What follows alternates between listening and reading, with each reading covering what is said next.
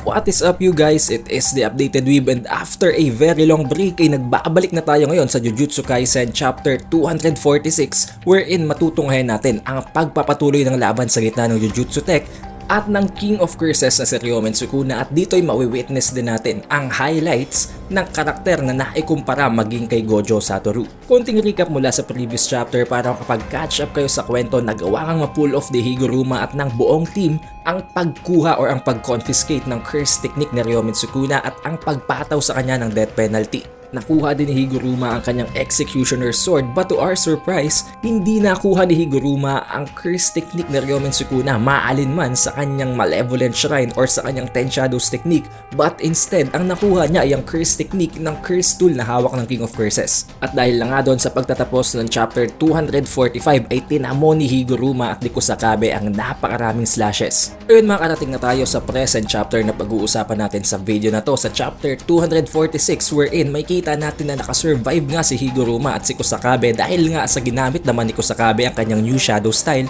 na ang Simple Domain. Napansin din ni Ryomen Sukuna na hindi lamang ang defenses or ang cursed energy reinforcement ni Yuji Itadori ang nag-improve kung hindi ang buong team. Na-realize din niya right away na ginamit nga ni Kusakabe ang kanyang Simple Domain para ma-reduce ang damage na mai-intake nila ni Higuruma. Although hindi ito kasing lakas ng domain amplification na completely manu-neutralize ang slashes ni Sukuna, still sapat pa rin ito para makasurvive sila. Si Kusakabe naman, habang nananatili sa kanyang defensive stance, meron din siyang umiikot sa isip. Naisip niya at natutunan niya na hindi ang lahat ng slashes ni Ryomen Sukuna ay ang tinatawag nilang slash that cuts the world. Kung medyo naguguluhan kayo kung ano ang slash that cuts the world, ang pinakasimpleng explanation ay yon ang slash na ginawa niya para patayin si Gojo Satoru. Dito din ay magkakaroon tayo ng panibagong explanation sa kung ano ang dismantle at ang cleave, na ang dalawang different type of slashes na nanggagaling sa Malevolent Shrine ni Ryomen Sukuna. Nasabi ni Kusakabe na ang cleave ay ginagamit ni Sukuna tuwing makakahawak siya ng mga nakakalaban nito, at ang dismantle naman ay ang mga sinesend off nito ng mga slashes. Kumbaga, ang cleave ay ang point blank range na slashes at ang dismantle naman ay ang long range na itinatapon niya. Ngayon pwedeng malito kayo, especially dahil meron niyang explanation na ibinigay sa animated part na ng series na nangyayari ngayon sa Shibuya Incident. However, magbabago daw ang mga bagay na yon kung sakaling ang pag-uusapan ay ang slashes na nangyayari sa loob ng domain expansion or ng Malevolent Shrine ni Sukuna. And one more thing nga pala, nabanggit din ni Kusakabe na maaring hindi at all times ay pwedeng gamitin ni Ryomen Sukuna ang kanyang slash that cuts the world dahil maaring kailangan niyang gumawa ng binding vow para makapag-launch ng ganun kalakas na atake.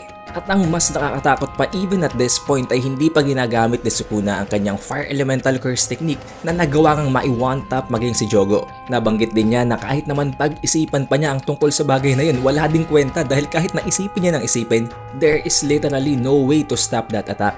Si Higuruma naman humihingi ng tawad dahil although nakuha nga nila ang death penalty at ang confiscation, na-explain niya naman kay Kusakabe na ang curse technique ng hawak na curse tool nitong si Sukuna ang nakuhaan niya ng curse technique at hindi ang mismong curse technique ni Sukuna na ang Ten Shadows or ang Malevolent Shrine. Kinonsole naman siya ni Kusakabe habang sinasabing ang importante ay nakuha nila ang death penalty at hawak na ngayon ni Higuruma ang Executioner Sword.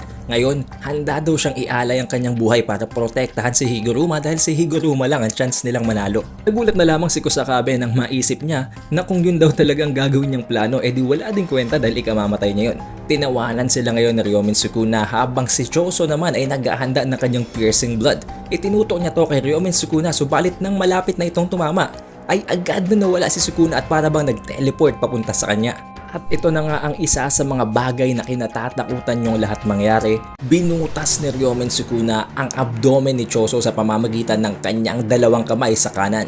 Completely walang nagawa si Choso kung hindi tamuhin na lamang ginawang atake ni Sukuna dahil nga sa overwhelming speed nito na maging ang piercing blood ay hindi pa nagawang tamaan. Sa sobrang pag-aalala ni Yuji ay agad siyang tumakbo para tulungan ang kanyang big brother at nagawa namang tumulong ng isa pang allied sorcerer na nagtapon ng parabang isang object kay Sukuna para i-distract ito.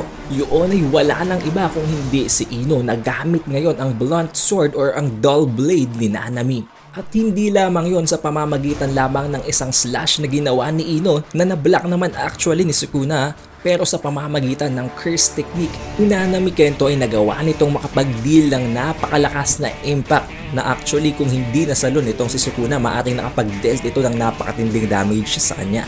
Dito na na-realize ni Sukuna na ang blunt sword na hawak ngayon ni Ino ay ang materialization form ng curse technique ni Nanami Kento na tinawag pa nga niya ang 7-3 guy. Hinipa niya si Ino ng ubod ng lakas na nagawa namang i-block ni Ino sa pamamagitan niya ng sword ni Nanami at hindi siya nakapagtamo ng damage but instead napatalsik siya papalayo mula sa battlefield. Habang nakatuon ang atensyon ni Sukuna kay Ino, agad namang pumasok din itong si Kusakabe at si Yuji Itadori para mag-prepare ng isang atake kay Ryomen Sukuna. Subalit nagawa silang pigilan ni Sukuna at ang maganda dyan, hindi pala yun ang pinaka-purpose ni Kusakabe at ni Yuji but instead, ang gamitin ng kanilang sariling mga katawan as decoys na maghaharang para sa gagawing atake naman nitong si Higuruma gamit ng kanyang executioner sword.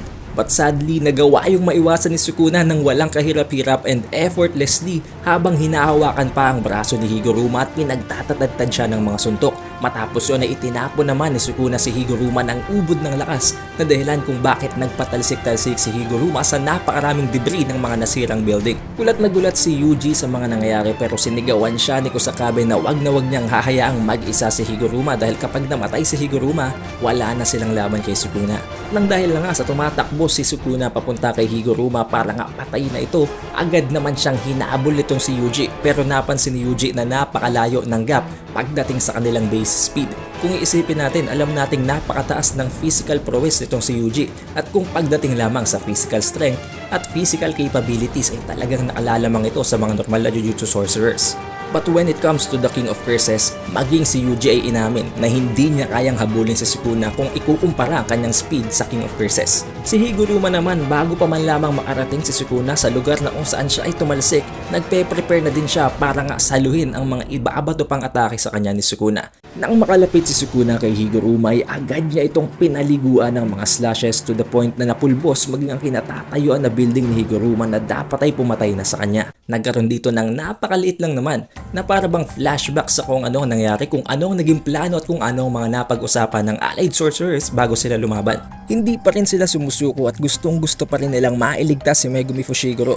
Nabanggit dito na may paraan para mailigtas ang kanilang kaibigan. Sa pamamagitan ng Executioner Sword ay mapapatay lamang ang kung sino mang nahatulan ng death penalty at kahit na masugatan pa nito ang kahit na sino na wala namang death penalty na naihatol ay hindi ito mamamatay. At nadiskubre din pala ni Higuruma sa laban nila ni Yuji na nadidistinguish din ito ang dalawang souls, kaya there is a high possibility na kung papatay nila at kung masusugatan nila ang katawan ni Sukuna ay mapapatay lamang ang soul ni Sukuna at may iwan pa rin ang vessel na si Megumi Fushiguro. Tapos ang kanilang pag-uusap ay tinanong siya ni Yuji kung gusto daw bang mamatay ni Higuruma. Bakit? Dahil first of all kakalabanin nila ang King of Curses at si Higuruma naman ay hindi man lamang marunong gumamit ng reversed curse technique na sinabi naman ni Higuruma na okay lang at iaalay niya ang kanyang buhay dahil right from the start ay napakadami na niyang pagkakamali at dapat ay patay na din siya ngayon. Hindi man lamang din daw niya magawang tingnan si Yuji ng mata sa mata. Ngayon magbabalik tayo sa nangyayaring laban sa Shinjuku.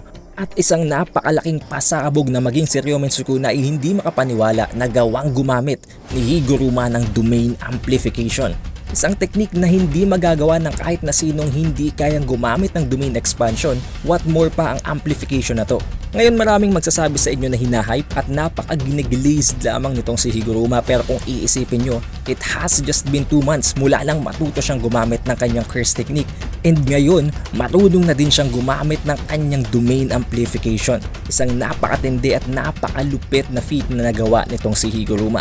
Habang unti-unting bumabalik ang ilaw at ang pag-spark up ng Executioner Sword ni Higuruma, dito na na-realize ni Sukuna at i-declare na si Higuruma ay isang prodigy na on par with Gojo Satoru. Ngayon alam kong madaming magre-react sa inyo dahil bakit nga naman ikukumpara si Higuruma sa Honored One na si Gojo Satoru. Pero wag kayong malito, hindi strength ang pinag-uusapan dito kung hindi ang talent.